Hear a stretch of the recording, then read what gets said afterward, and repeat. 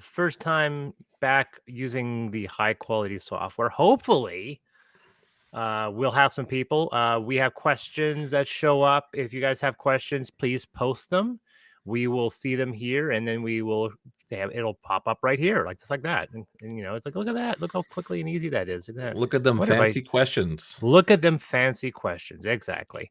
Let's see here. Is there any other cool things I can do? Like the virtual background is in there. Video now live. It says yes. Thank you. We know that. I'm too fancy for a video background. I got my Saved by the Bell shirt on, so that's kind of what I decided to rock with. You want the rounded or do you want the square?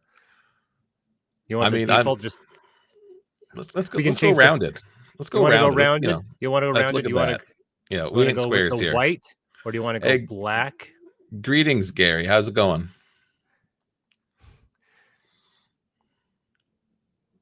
Let's see here. What kind of fun overlay can we do here? This is all new to us. Let's see. Let's have some fun. Let's see if this is going to work. Oh, that's not going to work. Okay. it just blocks everything. Okay, let's do that. Okay, we can throw video clips. Oh, the background. Let's see here. What do you have for backgrounds? Oh, look at that. I mean, look at that. That's nifty. We'll leave it there for now, but we can actually upload stuff. Maybe this one will work. We can throw this up here. The only issue is that, once again, unless it's a banner, I mean, try that. Let's see how that one works. We can do that, and that just shows the book, but you can't see it anyway. So let's just go back to the cool little animated one. There we go. Hey, Gary. Reading. See, we get to do little stuff like that, just like that. Isn't that cool? Yeah. Okay. Like I said, if anyone has any questions, shoot them in the comments. Post them. I think no matter what happens, where they are, we'll see them, whether it be YouTube or Facebook or what have you.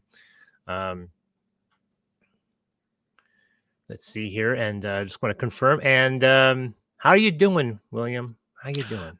I'm doing good. I've been spending the day working on some nice video content. Almost like I'm trying to work on like some movie style trailers to promote the new adventures and campaign settings that you and I are working on for this this new release of Ultramodern, with the luxury edition coming with it. Yes, the new leather version, which is a little different. I know with Affinity and Amethyst, we're doing complete leather. We're decided doing a little different with Ultramodern. Leather spine, correct, with a cloth. Yeah, it's leather spine with a cloth cover. There's no real cost reason. I think it just looks neat, and we have a new logo that we're using on the cover, and a long story as to why we decided to remove the old logo. Yeah, very, very humorous story, which we won't get into unless people ask. But but suffice to say, it was a very, very humorous situation. I'm looking for the link to the landing page, and what I'm going to do here is that I'm going to see if I can embed that into the. We're at 17 days, 21 hours. We're at 782 people signed up. We want to get to 1,000 before we launch. Actually, technically, the best case scenario would be going to 2,000. But we'll get to 1,000. But I mean, my goal is 2,000, and I think we can do it. I think as we keep going, we have a lot of cool things coming out. We have some people looking at our content, and people doing some reviews. And then, like I said, we have these movie trailers, and then we're going to sit down every Friday. You and I are going to do a nice live stream to talk about what we're doing. So, I mean, I got. What are you doing now? What are you doing now, sir? Well, me, like I said, I'm doing the movie trailers right now. I just did one for Threshold, about to record the voiceover, trying to work these vocal chops a little bit. I did one for Echoes 94. I'm just going to work on some new art assets for it. Then I want to do one for all the different stories. Like we have, what was the other one where I just finished the now I can't remember what it's called. Threshold we just did, which is one you're working on, a campaign setting. I'd love to get one done for Clone Fall, which I'm really excited to start writing. I haven't done much besides the draft for that one, but I love the idea of a cyberpunk scenario that's just about like, some heist type hijinks, some like, there's a lot of cool stuff going on in the Clone Fall, which, we haven't written all of it yet, but I'm excited for it. It was your idea, actually. Where did you get the idea for Clone Fall? It was originally a it was inspired by a very, very, very, very, very, very old adventure that I was a player in. Cyberpunk adventures, I don't know. I think Cyberpunk adventures really lend them to heists, which is the reason why we see it so often. So I think a heist story would be really interesting. So that's the approach. Threshold. Well, actually, we'll go into each individual one. I'm going to throw them up here, and we'll talk about this in a second. But we're going to go into these individual adventures since we're there. Yeah, because that's that. I mean, let's let's go into Ultramodern is doing Echoes. so well. Let's do that. Talk about that one. Echoes of Noah 94. This is one I wrote for you actually before we announced even doing this project. I just want to write content for you. I still have it on a tab. I got to read it still. One day you'll read it, right? Hopefully before we publish it. But yeah. So this is you know me, I love sci-fi, and one of my favorite things, favorite movies was it Pandemonium that you and I watched? And you showed me that movie for the first time. Pandorum. Thank you. And of course I love The Thing and everything else, but yeah. So Pandorum, Echo is big, just my big love recommendation for people for Pandorum. If you haven't seen it, go see it. It is a film no one talks about, which really sucks because a lot of people are ripping it off and they think, oh, you're ripping off Alien. Like, no, they're ripping off Pandorum. If you ever played the game Nemesis is not a ripoff of Alien. Nemesis is a ripoff of Pandorum. So anyway, go on to your thing. Yeah, well, actually, I bring up that exact same point in the intro. I talk about how this is my love letter to Pandorum and how it doesn't get enough attention. So this is, to me, it's all about colonies, the end of the world, like this future humanities, and these ships. They're called the Noahs, and because it's like, kind of like Noah's Ark. It's very like on the nose. I wasn't being subtle at all. And there's been 100 of them sent off from Earth, and in that process, you are on Noah 94, and you are woken up with an alarm going off, and then the adventure takes place with you not having any memory of who you are, why you're on the ship. And it's just a nice mystery, a little spooky as you kind of delve into Earth's fate, your survival. It's a lot of like, I like to take tropes and subvert them a lot. And that's kind of what this is definitely a lot of that, which I think Pandorum did so well, which is why I think it's criminally underrated. Yeah. I love, we won't go into spoilers, but It's a very, very good movie. It was badly marketed. It was like from the creators of Resident Evil, and then monsters in space, and everyone was just like, oh, it's a monster movie in space, it's Alien, and then you watch and like, oh no, it's actually not that at all. There are some films that are sold very well, and Pandorum was not sold very well, which is really, really too bad.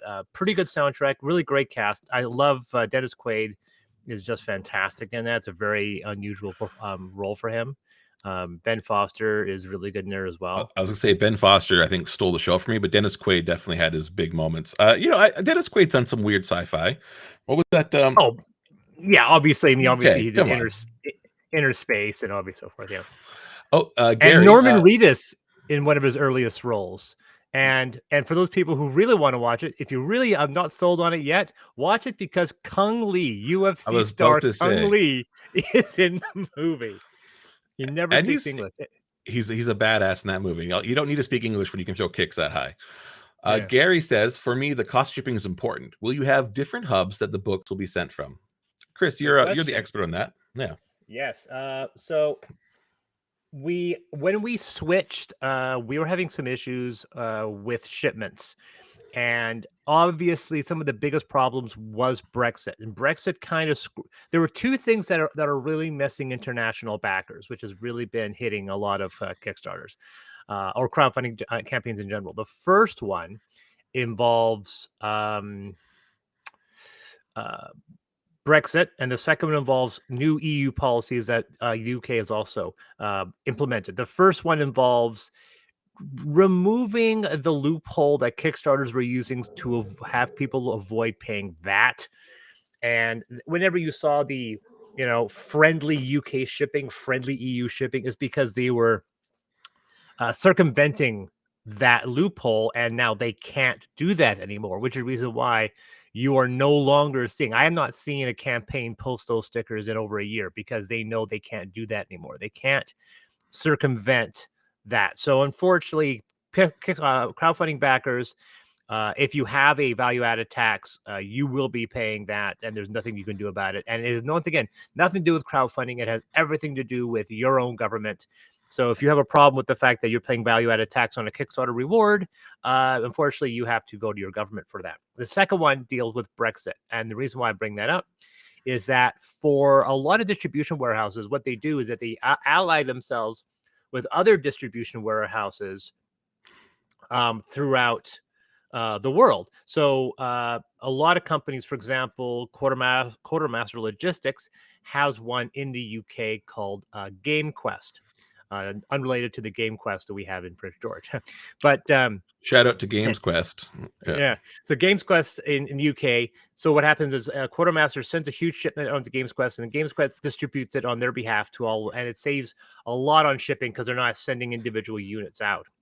Now, when Brexit hit, the problem was the fact that when you this is how you got to avoid a lot of the VAT and shipping taxes.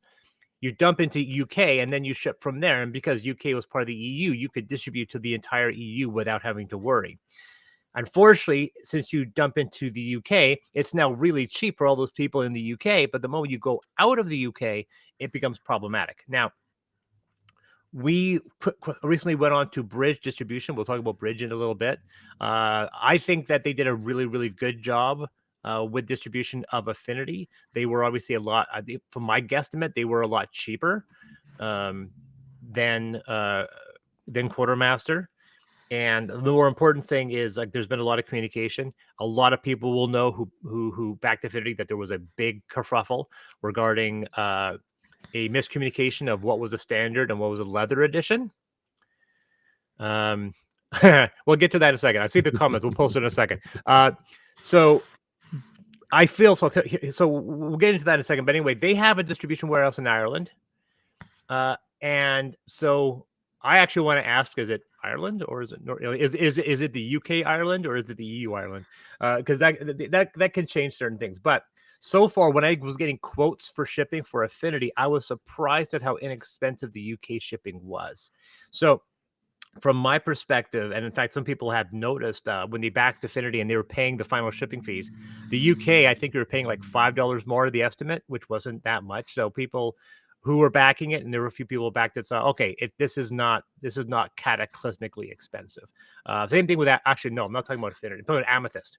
Because Amethyst, when people were just closing up their pledges for Amethyst last year, and it turned out to be a bit more reasonable. And that's because we kind of fold in some of the costs for ourselves to keep it off of you guys a little bit. So some of the processing fees that Bridge hits us with, we don't pass on, so we do eat a little bit of that. But that's another story entirely. So in the answer to the question, I think UK and EU shipping, they'll be obviously more expensive because these things are coming out of the US, but they are very much not nearly as expensive as you might think. Now, if you live in Australia, New Zealand, Japan, in that area, yeah, you're kind of screwed on that. But I think everyone in New Zealand and Australia, they're perfectly aware of this. They know how much it costs to get things out to those locations. We had one person going to Singapore that was very, very expensive. So the answer to the question, if you're, and that being said, if you're a US backer, oh boy, is it cheap. Oh my God. I've seen the shipping cheapest it's ever been. Yeah. Oh my God. Like, it's like, I've seen prices like if you're getting like one book, it could be as cheap as $15 or less. It's just kind of insane. So there were people that were paying their shipping prices for Amethyst. They're like, well, I got a $2 credit. What do I do? And most of them are just like, well, just eat it. Like no one's ever actually asked for the balance back. But anyway, so that's it. So I'm actually hoping that we are using different hubs. There's one in Ireland. It would be really nice if we had a new EU hub, and it would be cool if they had one, because I know there is a separate hub in EU. Now, for those people who know about something like Awaken Realms, who do Nemesis, we just talked about them, their production and their distribution warehouses is based out of Poland. So if you're in the EU, you get really cheap distribution and shipping. And if you're in America or Canada, you get screwed. And I know a lot of people that have been backing like their ISS Vanguard, their Nemesis, and that have been freaking out because their shipping charges are insane, like $150 to ship the ISS Vanguard to the States or Canada, which is really, really crazy. Yeah. You also have Go USA. Thank you. As then, the only American sitting here, I would say, yeah, go USA. I mean, Puerto Rican side, so we're limited there. Oh yeah, exactly. Well, come on, you're not really part of America. Have you heard about that, by the way? That there's actually stories. There have been stories recently. There was a big story. I can't remember. Somebody was asking for a passport, and the person's like, "I'm Puerto Rico." They're like, "You still need you still need a passport." And the guy's like, "I'm from Puerto Rico." And they went and they escalated and escalated and escalated all the way to the supervisor, and they kept on saying. And eventually, the guy got so irritable, the police showed up, and the police didn't think Puerto Rico was like. It came down. It was just insane. Oh yeah, my uncle in '66, he was deported to Mexico because he was from Puerto Rico and didn't have a green card. And they assumed, yeah, he must be from Mexico and didn't know where he was at. So they drove him literally across the border, and he had to call my grandpa and be like, "I need you to pick me up and bring all my ID because I was just driven 6 hours across the border and dropped off." So, anyway, so Corian, I'll hold my tongue. Okay, so so the issue with Bridge. So here are the positives and negatives. So Quartermaster, I think I won't speak ill, but Quartermaster is very, very expensive. And their issue was that a lot of items were arriving damaged. And we were having issues like with Ultramodern. Our biggest issue with Ultramodern is that I had to send out nearly a dozen replacement units to people because the rewards arrived damaged. Part of that, I will admit, was because of our printer, Togo. Their quality of book their quality was not as it wasn't just enough. As I found out later, I did not care for their quality. They did a really good first run when they did the black and white Ultramodern, which you can buy in stores. They did a pretty good job, but when they did Ultramodern, I was not impressed, and we ended up having to replace a bunch of books. But it didn't help that Quartermaster had an issue. Bridge have fantastic boxes. Like they have really good shipping. Nobody, actually, that's not true. Of all, even though there were more Affinity sent down Ultramodern, I would say I had maybe 20 Ultramoderns had to get replaced because they either arrived, they were defective, or they got damaged in shipment. One of them was a retailer, which really sucked. But Bridge, I've had one person come back with a damaged box, and it was pretty minor. It was kind of a crushed corner. The issue with them. The issue with them was the confusion between the luxury edition and the standard edition. And the issue primarily stemmed from the way China labeled the box. They labeled standard and then deluxe. So they say the standard and leather. And so when it was looking where it said this person gets the luxury version, they someone there just didn't know what the difference was because the way I labeled them and the way China labeled them were different, which was annoying. So we kind of I do know that somebody was let go. They said this person is no longer with the company because obviously they sent out nearly 22 units to the 22 incorrect rewards, and we are still currently trying to get those back, and we are hoping that we're going to get the our standard versions from those people back because they will have received their proper luxury versions. And I've said people that we are not a big company. We are not. If these people don't return these rewards back, it's actually going to hit us financially to the point that we only have a handful of affinities left in storage, and so we kind of would like to get these 20 back. But that was a mistake. Bridge, they've owned up to it. And as for the time delay with Bridge, the issue with Bridge was the fact that when our shipment arrived, they were moving warehouses because they were upscaling to a much larger warehouse. That was the first thing. So there was a month delay because they were moving all of their stock to a new warehouse. And then there were two really big campaigns that preceded ours. Marvel Zombies preceded ours, and that took a very, very, very long time. So we got dumped to the kind of the back end, unfortunately. So even though they got our shipment in the end of November, we also got hit for some reason. Our shipment got seized and held at the border for nearly 3 weeks. Once again, random stuff. The first, like when Ultramodern hit distribution, went to distribution, it was like 2 weeks and it was there. It was very quick, and because it didn't go through any, we paid a customs fee. Boom, it was there, done. But for some reason, there was a massive delay getting it through customs, and even Bridge was not like that's not Bridge's fault. And then the other issue, of course, is with Marvel and so forth. So even though they got it at the end of November, the distribution didn't start till fortunately the end of February. So we had to wait almost 4 months. But now that they have their larger warehouse, they have more staff. I'm confident. I'm not a person that's willing to just dump a company based on a mistake like that. I'm willing to give it another chance. And a company that owns up to it and admits to it and compensates us, I'm willing to give them another stab. So we are following through with them with Amethyst. And if they drop the ball again, then maybe we'll go with somebody else. But there's the answer to your question. The ability to like own up to things and then grow from there is really important for me when I deal with customer service. And I order from companies for my other business, like from all over the world. And so that's a really big thing. You can say like, hey, we messed up. Here's how we're gonna make it right. That's an important customer service trait that all these big companies don't really do. So it's good that Bridge did that. Yeah. Yeah, well, all Americans look alike. We all know that. Yeah, all Americans look alike. Oh, right. Oh, Corey, Corey was number one. Corey was the number one. We were actually, we were. Well, talking you're about that backer number 9. See, the funny thing is that I know people go, well, don't you know who I am? I'm like, I have no idea who you are because your Kickstarter ID and then like the ID on Facebook will sometimes be different. So some people are like, oh, I'm this person. I'm like, okay. And then I'm like, oh, you're this person. And like, so I have a list of people which are kind of like my core backers that have always backed everything we've done. And I don't realize some of them are Facebook friends because I can't connect them. Some people are like some of my friends, I know that their names are consistent, so I know exactly who they are. But there's at least 5 or 6 people that have backed everything I've done, and I don't know who they are, even though I know that they go through aliases in different formats. But yes, yeah. So anyway, so Corey said to me, I thought because I was such a big backer that you sent me number 1, and I said no, it's purely random chance that you got number 1, and I'm glad you got number 1 because you've been such a big backer for us. I think you've backed everything we've done, so I was very happy that you got number 1. So I haven't decided if we're going to do a second printing of the special edition. If we do another luxury print, it won't be numbered. It won't have the inserts.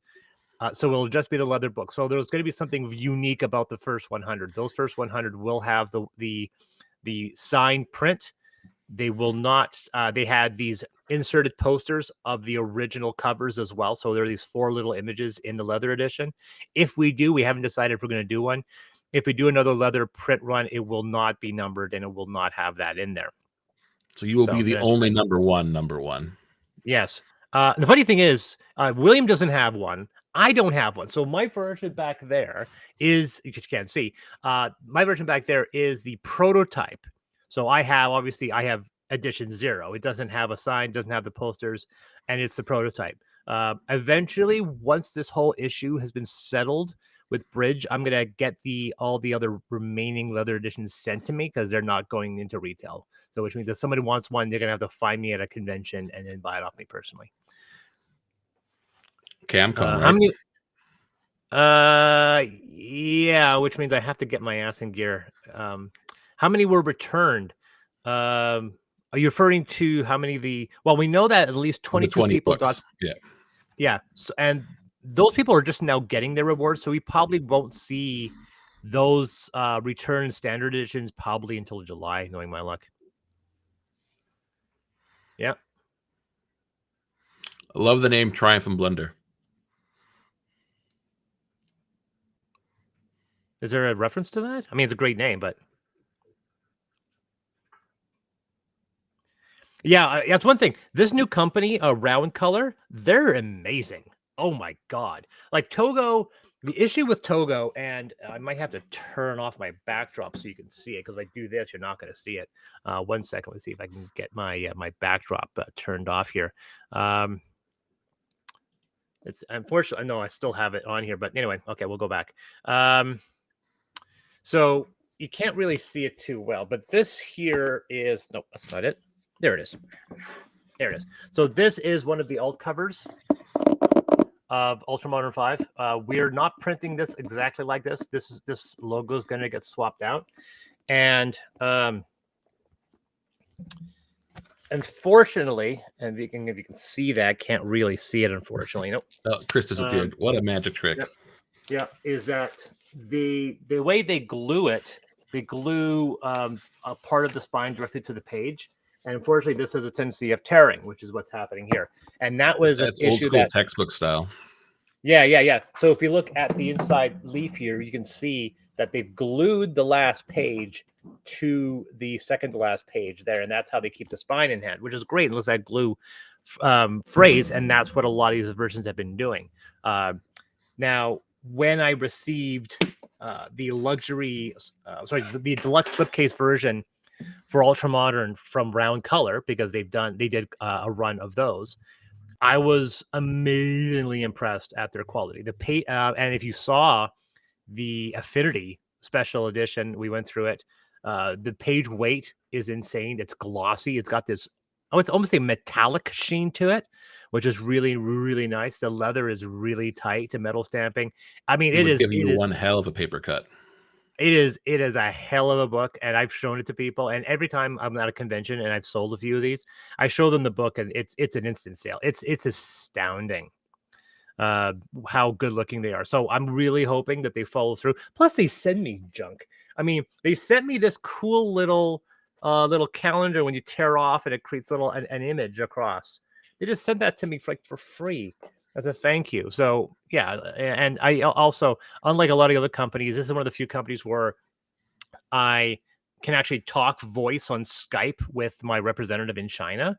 I find it very unusual that they like using false images. Like they don't let themselves know what they look like, so they very often put images of models.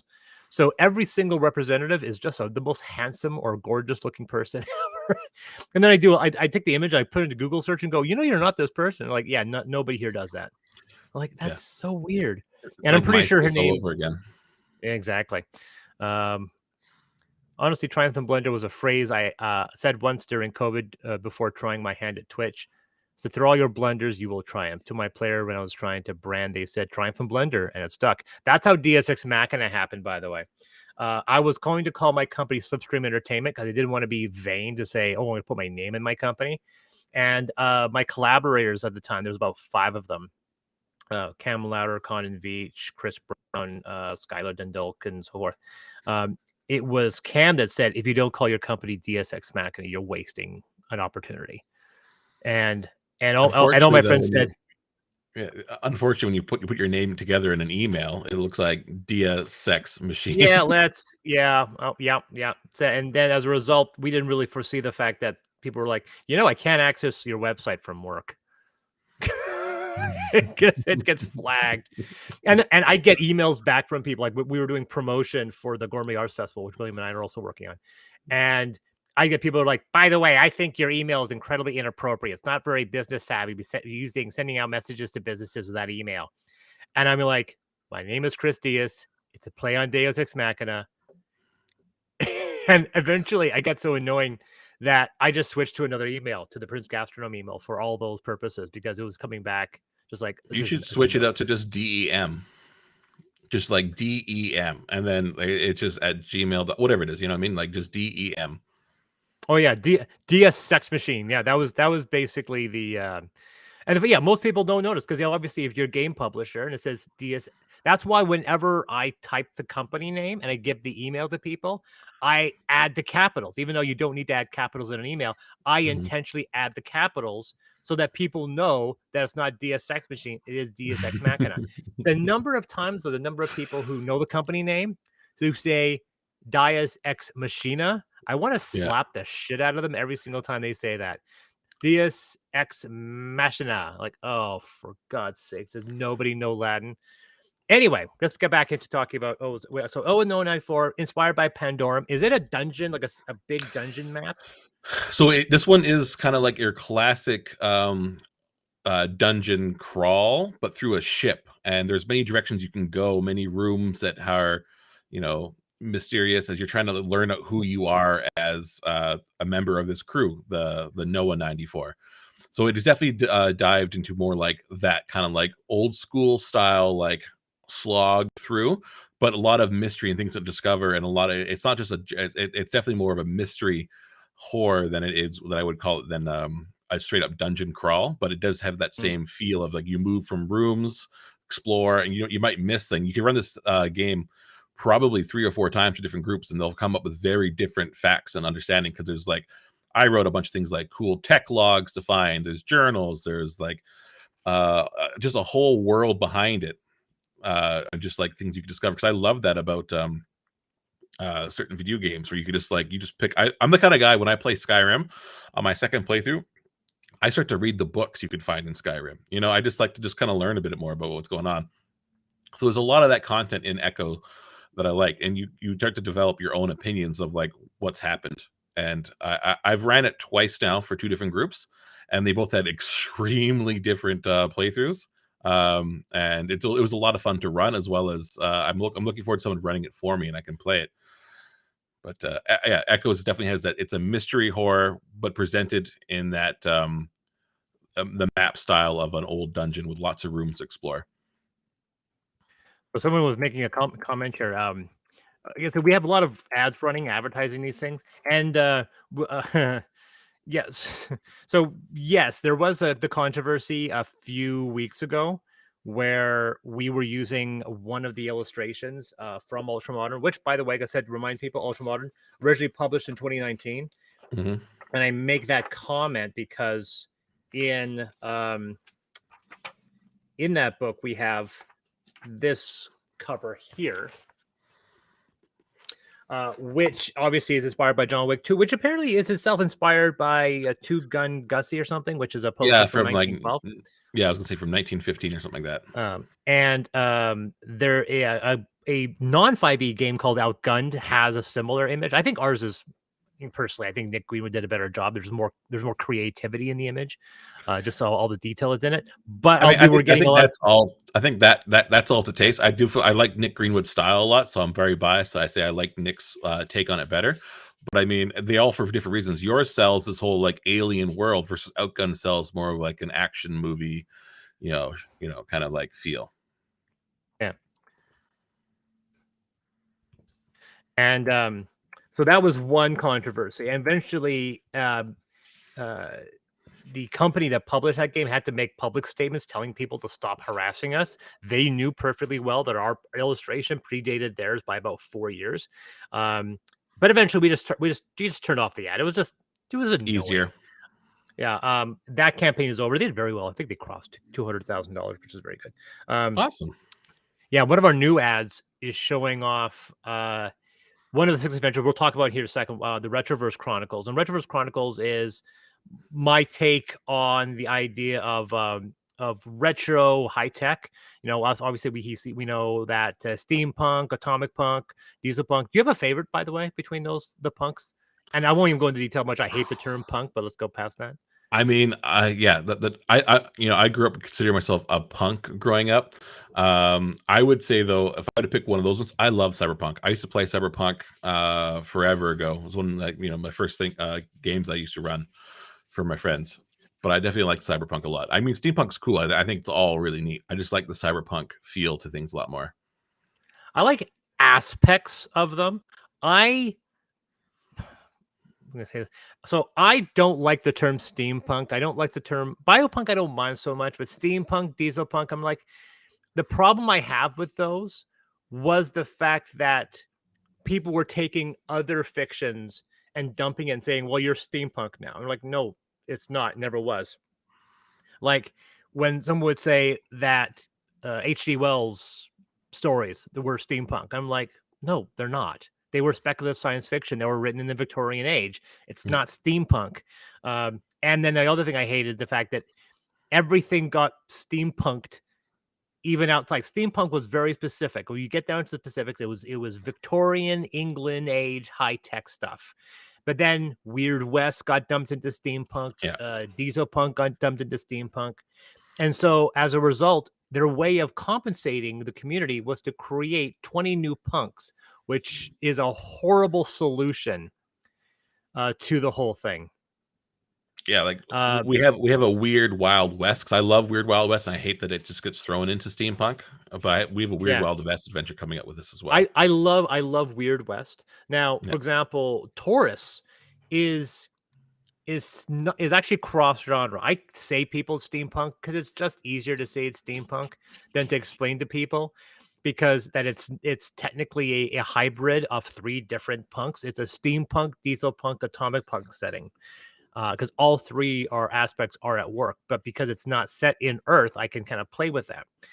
My favorite is, I think I'm a big fan of diesel punk. I'm Mhm. becoming more a fan of diesel punk more and more. Cyberpunk I like. My issue with cyberpunk is that same thing. It's way too broad, because now you have a spectrum of cyberpunk. You have kind of postmodern cyberpunk, which is stuff that's cyberpunk that's today dealing with today's issues.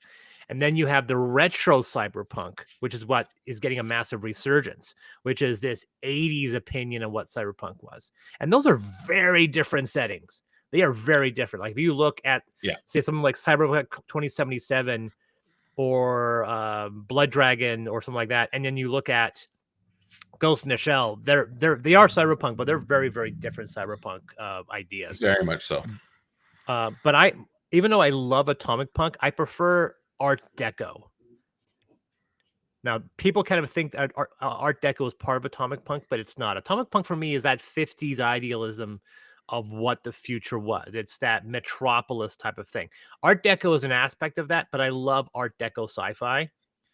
And the issue is a lot of people are trying to shove Art Deco sci-fi into one of these punks, but it doesn't really work because Art Deco is not diesel punk because it doesn't have that industrial diesel look.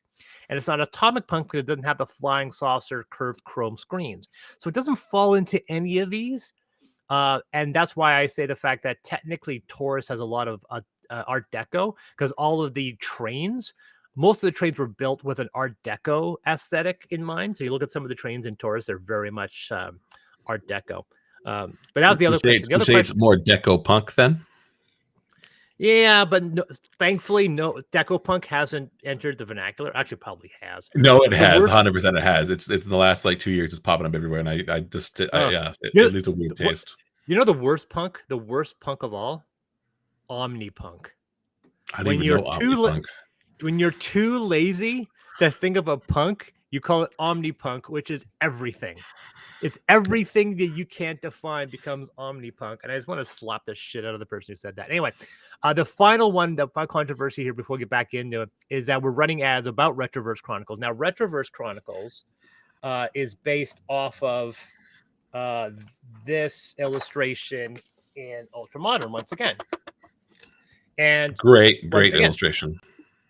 yeah, which is fantastic. Now, Nick has admitted that it was inspired from Tales from the Loop. And the funny thing is that that ad's now running. So of course now we're getting people saying that it looks like Tales of the Loop with the serial numbers filed off. I went, from a visual standpoint, I'm not going to lie. Yeah, absolutely. But from that standpoint, we are trying to go take the setting in a new direction. I like the visual style. Somebody said somebody asked a question, if I already have Scythe, do I need this? And I answered, well, Scythe is a board game, and this is a tabletop game. And it depends on your application. The settings are also very different. Scythe is set in an alternate history 1920s Europe, and Retroverse Chronicles is set in an alternate 1980s United States. So once again, very different, but you get that prejudging. People look at it and they want to make that snap decision. I'll never deny that Tales from the Loop is not an inspiration from a visual standpoint, but we're hoping once we write the setting and the rules in the game and so forth, we're going to see other things. There's another illustration, which I'll post here, which is also from Retroverse Chronicles. And that's this image right here. This is also from Retroverse, but this does not look in any way like from Tales from the Loop. This is an entirely unique illustration that Nick has done. This is also from Ultramodern. This was the second primary illustration that I'm using for inspiration. The fact of and the fact that this image and the other image are both part of the same setting should give you people an indication of how kind of unique this setting is going to be. Hopefully, Well, there's a but lot that's of retro.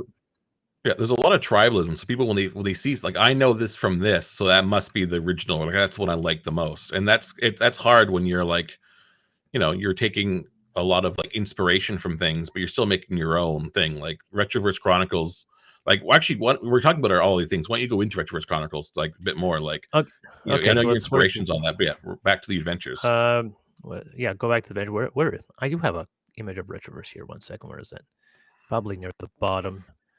I know I have that, which is just that, but that's Retroverse Chronicles.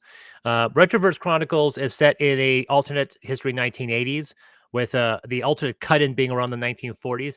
It implies the fact that when they opened up the UFO in Roswell, they found these devices that can implant a very specific inspiration in people to build something. It's kind of like, imagine you're in the 1800s, you find a device that implants in you the specific knowledge in how to build um, a computer, right? But you know how to build the computer, but that's all you know how to build. You don't know how to build all the things that led up to that, or things that were even more outlandish. What if you're in the 1600s and you knew how to build a power armor? And you knew how to build that power armor, but that's all you knew how to build because that was the specific knowledge that was implanted in you. And so they find these items and they call them spark plugs. Why? Because they give you the spark of creativity and they kind of plug into you. So they're called spark plugs. And the spark plugs, one of them is specifically made to create itself. So one person, so one of these spark plugs that they find gives someone the inspiration to build these very spark plugs, which means only one person in history could build them. And because he was there, because a part of this programming drives you to build these things, he builds hundreds of them, each of them with random things. Now, in the story that's in it, one of the inventions is a cross-universe gateway, which he escapes from and enters our universe, where he gives the main character this plug. And at that point, this guy doesn't know what it is, and he ends up getting the knowledge to make these spark plugs, which then makes him the single most wanted person in the universe because he's the only person that knows how to make these things. In the story that's included, he ends up fleeing back into this universe. And by the time he does that, it's actually in the early 1980s. And by then, the world has become somewhat post-apocalyptic. There's not been a nuclear war, but these machines have, and these machines and these technologies and these ideas have completely reshaped the landscape.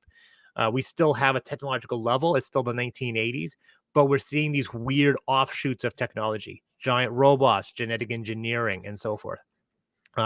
So with the other image that I showed with the car, there were several things that lead it. One is they've made a genetically engineered slave race that look like elves. You can create biological engines. And so you see this old 1960s, 70s car that has a biological engine and it can fly. So you're seeing all of this stuff. So that's what Retroverse Chronicles is about. It is a campaign guide, unlike the other ones here, which are adventures. But that's Retroverse Chronicles. I'm really hoping that we blow through some stretch goals so we can really dive into the visual aesthetic. Yeah, there's no doubt it's got to have that type of inspiration.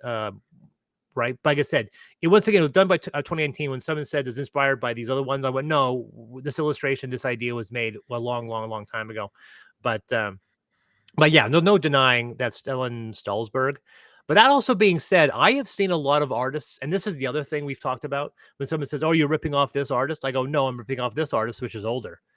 Right. And I remember I had a friend with Chris Brown. We went to see the Puppet Masters, that old late 90s film, and all the reviews are like, "Oh, this is just ripping off Invasion of the Body Snatchers," and Chris Brown would get so angry, like, no, it's based on it's based on a Robert A. Heinlein novel, which predates all of those.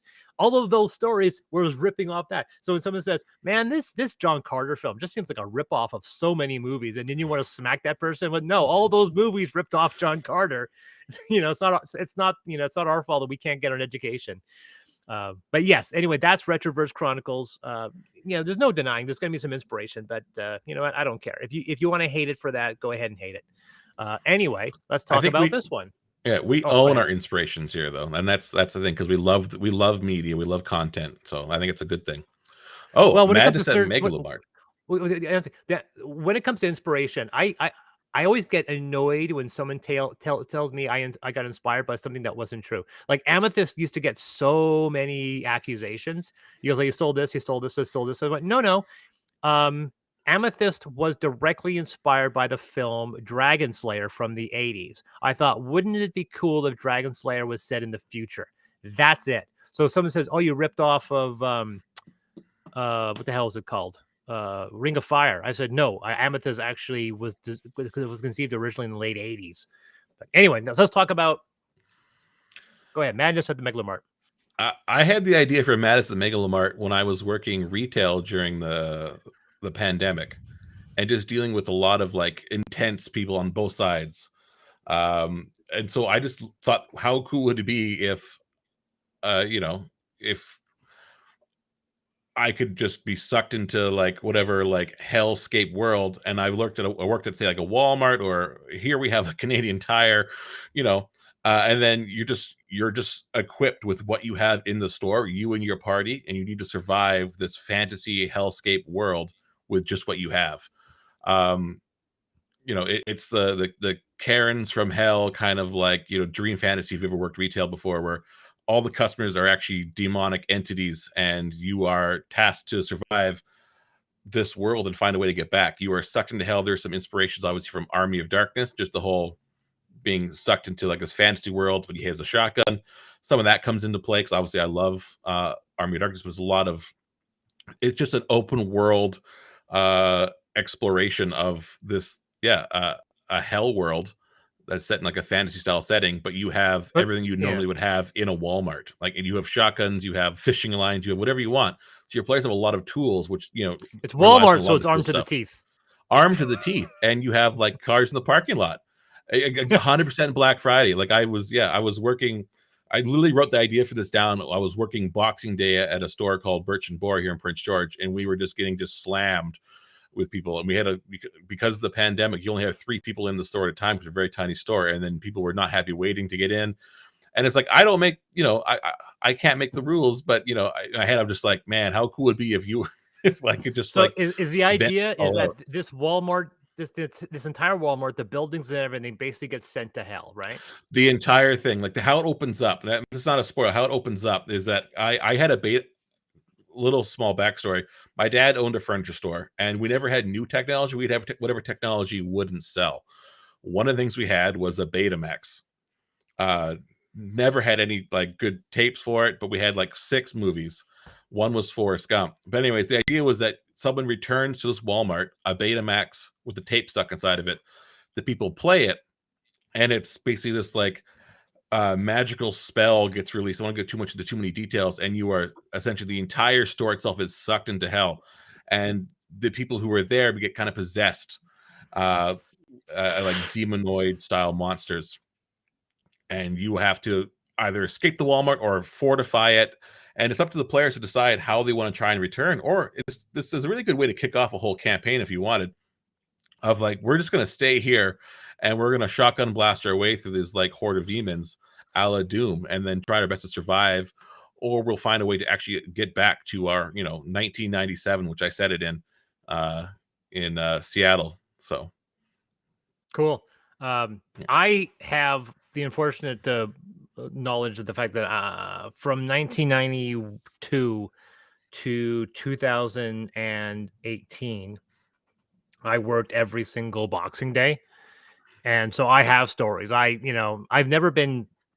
This is written for you, Chris. This is written for all the retail warriors who survived a Boxing Day or a Black Friday. Okay, so Boxing Days are pretty bad. However, there were what did I do? I manned the launch of the Sega Genesis, the PlayStation 2, the Wii, PS3, Xbox 360. The hardest one to do was the Wii, because the Wii never sent enough stock, so it was always just a shit show. But yeah, it's fun. I'll tell you, the weirdest, biggest launches, the VHS release of Titanic and Pokemon Yellow, and when Furbies came in. Those were the biggest annoying things. Anyway, so now we're going to talk about Phantom Stage. Back to you, Phantom man. Stage. Yeah. Oh, it's another one of mine. Actually, I got this idea from talking with Chris. We live up near a place called Barkerville, and Barkerville's got a lot of strange, fun history. And I thought it'd be kind of fun to write some ghost stories in the Wild West, set kind of like not set in Barkerville, but it's inspired by the Barkerville stories of like a town. There's a huge gold rush going on. There are some colorful characters. There's a lot of gangs coming through the town. Rich people are controlling the city, and it's just you are presented with the thing of trying to like solve a problem where the theater in town, the golden jewel of this place, this city, is considered to be haunted, and so you are being tasked to clear it out, and becomes this like ghost hunting kind of like mystery where there's like I said, once again, there's gangs and big money involved and gunfights. It's a classic, like, to me, weird Wild West story. And I wrote the initial plans for this at Grand Con like a year ago, in Grand Prairie, talking to Mr. Diaz here. But I can't delve into too much because it's definitely a lot of like spoilers would going out. But if you like ghost stories, you like the eerie, weird, and Wild West, you like the idea of like deco style trains, and the idea of a gold rush, and like just a general firing a 6-shooter with your players and having a good old like tumbleweed kind of fight in the desert. This is the adventure for you. It's be taking about 3 sessions to get through, and it's just a lot of fun. And also I create a lot of like the world around us. You can it's a good kickoff. You want to start running more adventures in this area as well. So like all the adventures I've written, they're all like campaign starters. You can really take them and like, this is now your world a little bit. So Barker, I haven't been to Barkerville in like a year. We should go and take some pictures. Well, if you guys ever want to know what Barkerville is like, I did a review for a game called Grimslingers, for a board game called Grimslingers. You can find it on my Dias Ex Machina channel. It's also on Dice Tower. That was shot at Barkerville on Canada Day, and it frickin' snowed because Barkerville is apparently in the same altitude as Mount Everest. But but that's Barkerville, and I've played with that as well in a way. Barkerville was the inspiration of the town the players visit at the beginning of the Paradise Adventure in Affinity. That map, that was basically inspired by Barkerville. It's not the main setting; it's just the precursor to that. Okay, so we'll talk about Threshold, which is the difference between Noah and Threshold. They're both science fiction. They're both, I can call them sci-fi horror stories. This one's much more of a sandbox. Threshold is an adaptation of a really old campaign setting I created called Pathfinder. Someone's going to say, "Oh, Pathfinder, just like the Pathfinder." Like, oh no, this Pathfinder is from 1994, so it very much predates. And that's the reason why we changed the name, is because obviously we can't call it Pathfinder anymore. And this is a setting that was a very much the culmination of all the loves I had of what. There isn't really a name for it because everyone keeps on saying if you create this, it's just a ripoff of Alien. I'm like, no, it doesn't. These things have been around for a while. There's 100 of them. It's created a genre, this dark space. One of the greatest examples that someone's going to call it like space punk for all I know. But one of the greatest examples was the production designer on Red Dwarf, and he called it tramp steamer sci-fi. And I thought it was one of the greatest terminologies. And I was using that for a lot. It's like, this is a tramp steamer sci-fi. The idea of it's industrial, it's commercial, it's blue collar workers in space type of thing. And that's Alien and all the other derivatives that came out, and then the original sci-fi stuff that happened before and after. The idea of blue collar workers. I mean, one of the other greatest examples, one of my favorite films, which is starting to age quite badly, Outland, which was obviously, once again, people go, visually, it's very much like Alien. It has the same production designer. It has the same same composer. But of course, there's nothing paranormal. There's nothing alien about it. The ultimate enemy is still man. That was basically its tagline. Great. I still think it's a good movie. Peter Hyams is underappreciated. But fuck, does his son not know how to act? It almost spoils the film.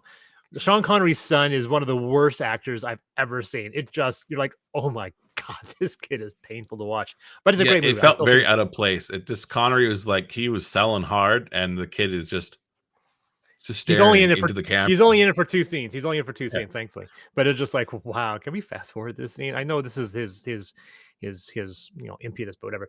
So I left a great Threshold. review on IMDb that I believe that to make that movie more palatable, I said the kid must have been a robot, and the guy just like had like a robot son to make himself more relaxed. Because it just made more Yes, sense that this kid was just an animatronic Chuck E. Cheese style creature. The novel adaptation by Alan Dean Foster, because Alan Dean Foster adapts every science fiction movie, is actually really good. If you ever get a chance to watch it, so read it. It's actually good luck. I found it used. I was like, oh my god, I'm buying this. Anyway, so Threshold is based off of this old Pathfinder setting, where the idea being that mankind goes through a bunch of really big wars in space.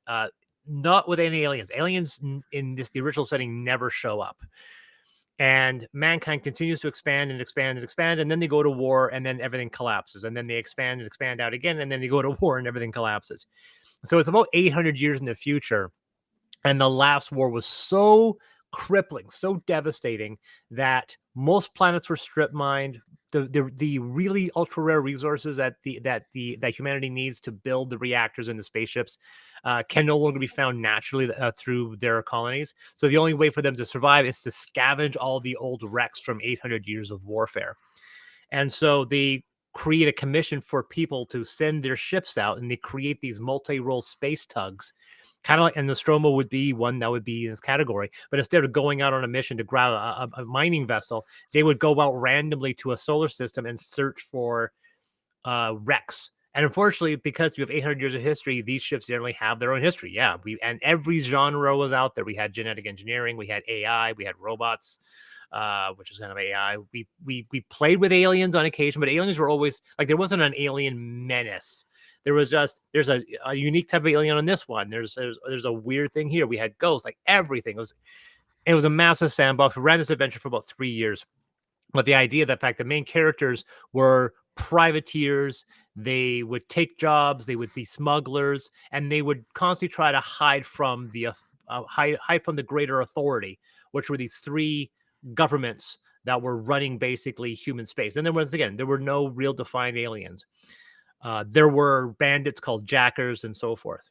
And the hilarious thing later is that people would go to that old homebrew website and go, "Oh my god, this is totally like Serenity and Firefly." And like, yeah, great. Did you notice when the website went up? The website went up in 1995, so I'm pretty sure I got them beat. And the funny thing is, people are going to look at it and go, "Oh, this is a ripoff of Firefly." I was like, yeah, it's too bad. It's 25 years old by this point. But yeah, but Threshold has been adapted slightly, so now it involves something happening to hyperspace, which causes hyperspace gateways to collapse and isolating these distant Earth colonies. And so there's this cluster of space called the Demigod cluster, which has like 20, 30 worlds that ends up losing contact with the rest of the human race. And they are forced to survive on their own for a good century before they finally find a way to make a ship that'll transport them to a nearby cluster, and then reopen a new hyperspace gateway so they can try to reconnect with humanity. But when they do, they find out the rest of humanity is now extinct. And once again, the same thing. All of their ships are still floating in space, abandoned. The colonies are abandoned. So no one really knows why. And so as the population from this demigod cluster filters back into the rest of human controlled space, they're coming to terms with what's happened, and then this weird alien menace that's starting to rise up. So it's very much a sandbox. The dungeon is, like I said, people will know this, the fact that Ultramodern, the main core book, has a setting called Threshold. This is a huge expansion of that. Threshold's about 20, 30 pages. This is going to be about 100, 150 pages, where we're going to explore all the ships. It's not going to be, here are some examples of ships and here are 3 illustrations. We're going to show a lot of ships, a lot of planets, a lot of illustrations of these planets, go into details in the setting, and create the sandbox for GMs to create. And so we have this mix and match dungeon system where you can make your own spaceship plans. And so we'll have that where you can create your own, and we'll have pre-configured ones for that as well. So Threshold, different than Noah. Noah is much more of a cloistered psychological horror story, where Threshold is more of a sandbox. And Noah also has a more Noah has a more definitive storyline, where Threshold is a bit more abstract because it lets the GM tell their own story. yeah, I would say like the big differences are like the blue collar versus this is a colony ship. Like it's a lot more. The weights Yeah. are different, and so on the surface they'll seem like when you look at just like the surface of it, they are like, oh yeah, it's a space survival, but it's the feeling of them both is very, very different. Like I said, Yeah. Noah opens up where you could turn it into a campaign if you want, as you and this crew continue to do whatever you want to do. But Oh, yeah. that's at that point, it's all yours. But like this is Threshold is itself is actually a fully contained campaign setting. You know, So that brings us to Clonefall. That's his. well, No, we we talked about Clonefall already, but we, we we, can go into yeah, more. oh no, yeah, we talked about Clonefall. Yeah, we were talking about that. Yeah, I mean, that's Clonefall. Which one we haven't talked about yet? Well, we've done Clonefall and we did Echoes of Noah, we did Madness, we Yeah. did Phantom Stage, we've done Retroverse, and we've done Threshold. Okay. So there's two DLCs that are getting expanded. One's called Game Feats, which is getting heavily, which just got re-released and getting heavily expanded. So anyone who gets Ultramodern will get this DLC. This is a set of mostly completely worthless game-inspired feats for people. They are not game balanced in any way. They are meant to be fun and enjoyable. The second one is Desert Power, which is obviously inspired by Dune. This one we are hoping to expand, but when we do, I'm hoping to expand it with other sci-fi settings that is not just Dune. So adding in rules for Mad Max and a few other things. So it's going to be kind of once again a sandbox of rules for anyone who wants to create various sci-fi settings. The only thing is that it won't have the rules for the Drift, which is this segment of Amethyst, the new book I'm writing. There's a huge section where the sands flow like water, and there's a whole industry that's not going into Desert Power because that's going to be an Amethyst. Mhm. And then we have that, and then we have Clonefall, and then Ultramodern. So yeah, we actually have this is what the leather wrap version looks like. Looks fantastic.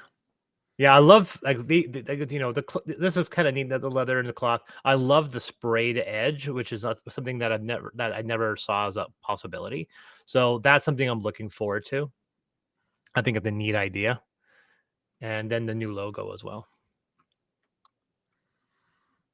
Yeah, So the new logo is very important.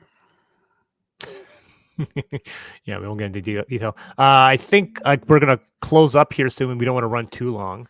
Wait, I would say that yeah, we'll have some video content going out over the next couple of weeks, but please like and share our BackerKit links. Like the faster that grows, the more we can do, and like the bigger this project does for us, the more content we can really do. We have some really interesting stretch goals planned for it, and we really appreciate everyone who was able to come here, talk with us, ask some questions, and support what we're doing. And yeah, it means a lot to Chris. I know it does a lot to me as well. Are we doing the stream next Thursday? Because obviously we can't do it next Friday because we have the art festival. Are you in town for next Thursday? I find out today how the move's going to go, but I'm in. We had talked about doing it for either Thursday or Wednesday, but I'm down for Thursday. Do a stream there. We can debut one of the trailers. I'm going to send you a couple of them I just finished today. Maybe you can put out one today. Yeah, cool.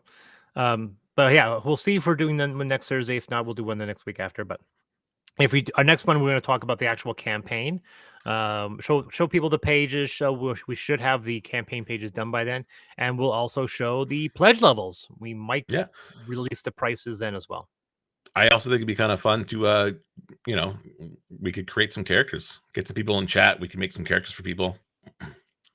Cool. Just because I think one of the coolest things about Ultramodern, if you haven't played it at all in any of this, any of the versions of the Redux or the original, is that the ladder system that you did is really, really fun. It makes for really fun character development. Yeah, no, it's something that it was inspired by the hero system in D20 Modern. For the people who don't know D20 Modern, it had a very unusual non-D&D idea of approaching things where you picked a very generic hero, strong hero, dexterous hero, smart hero, wise hero. You got some basic stuff, and you only really picked your life when you got to second level and you got to pick your prestige class. And so all the classes, like all of these classes, both the higher classes and the main class, only went up to 10. which means you had to pick a prestige class and you had to then move between picking features from one to the other. And